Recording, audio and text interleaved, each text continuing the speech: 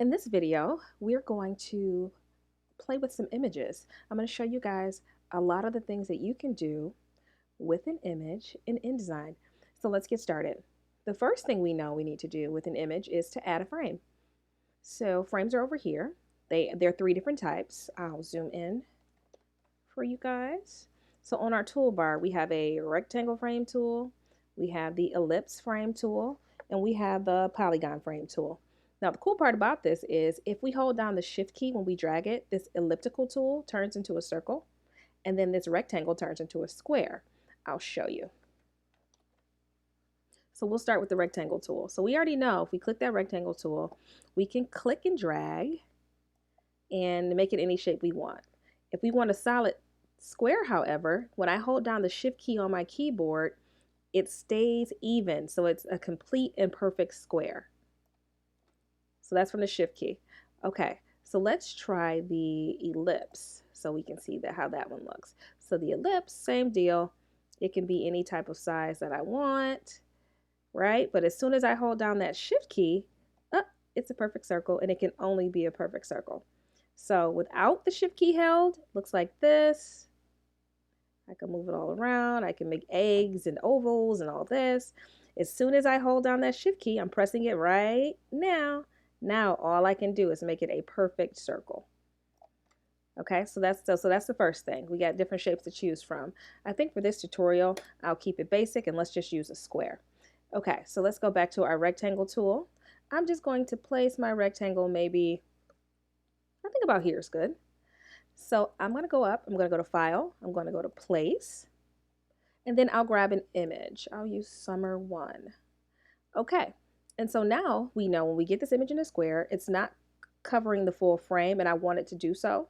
So to get it to cover the full frame, I'm going to go over to my black arrow. I'm going to wand over. I don't even necessarily need to click the picture, but I want to wand over the image so that this circle comes up.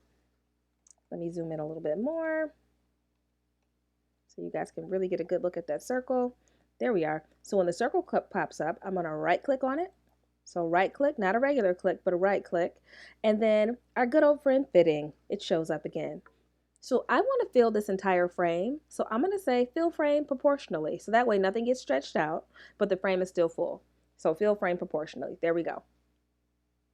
Next thing I want to do is let's try to play with this a little bit. Let's add a border.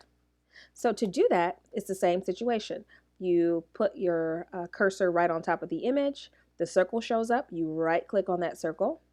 Right above fitting, you'll see something that says stroke weight. The stroke weight is pretty much your border weight. How thick do you want that border? So I'm going to start off with maybe like let's do 10 point. Let's go all the way big and chunky. So let me show you what a 10-point border looks like. Here's our border, which of course is super thick. It defaults to black. We'll adjust the color in a second. Let's just play with these strokes for a while.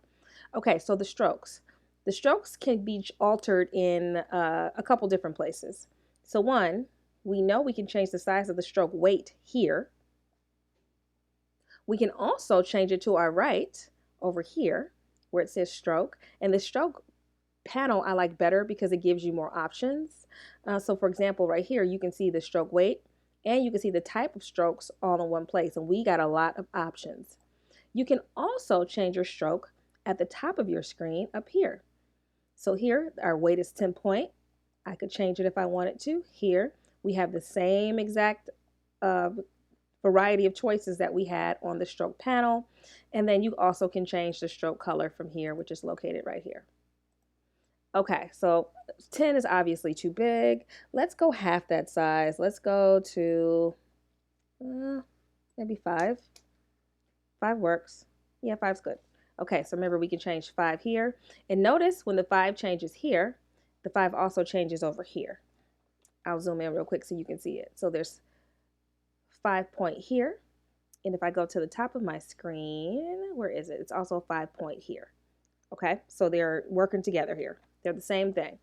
All right, next thing we can do, I'll just work with the stroke panel for now.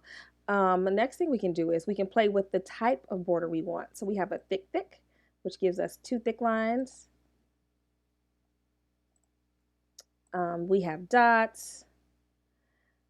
We have these little slants. The slants are kind of cool because it makes it look like it's been stitched.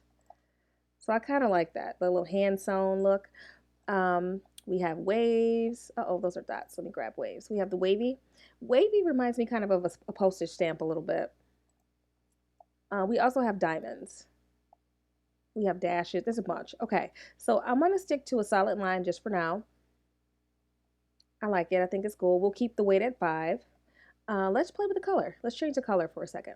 So the color of this border, if we wanted to change it, there's a couple ways we can do it. Of course, you know, we got our swatches here. You could click up here and change the color that way.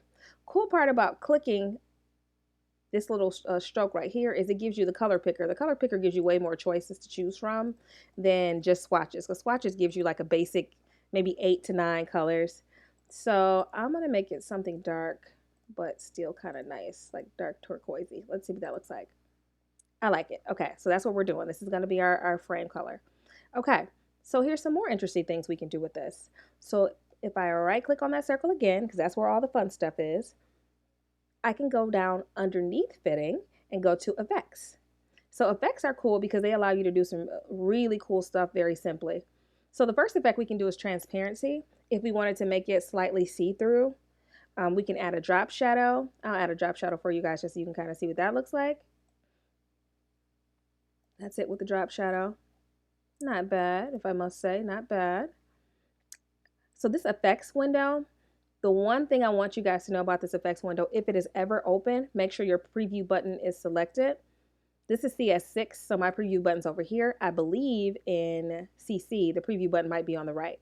But make sure that preview button is checked so you can see the transformation as you do it. All right, so that's my drop shadow.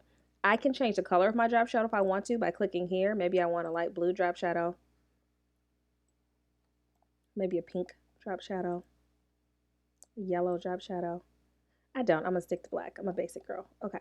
I'm a purist, if you will. So, okay, I got my black drop shadow. You can also do an inner shadow. So I'll cut off the drop shadow so you can see the inner drop shadow. So the inner drop shadow just puts a little shade on the inside of your image. Let's look at outer glow. So outer glow, you can't tell because the background is white, but it does put a little hint of a glow on the image. Here's inner glow. In this image, not really worth it. This is what your bevel and emboss looks like. And of course, you can make your bevel thicker or softer. You can play around with this a lot. Satin, I never ever really use. It's not really my scene, but this is what it looks like. Feather. Now, feather is a great one to use. Feather softens your edges. So it gives you that like little fadeaway look.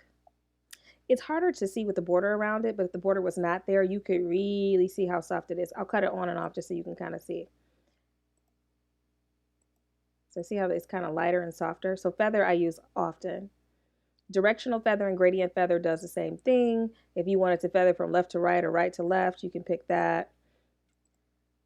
All right, so I'm going to just put my standard drop shadow and then I'm going to press OK. So we got a lot of options. There's a bunch of different things that we can do with these images. So I want you guys to play around and let's just see what you come up with. I'll see you guys in the next video. Thanks.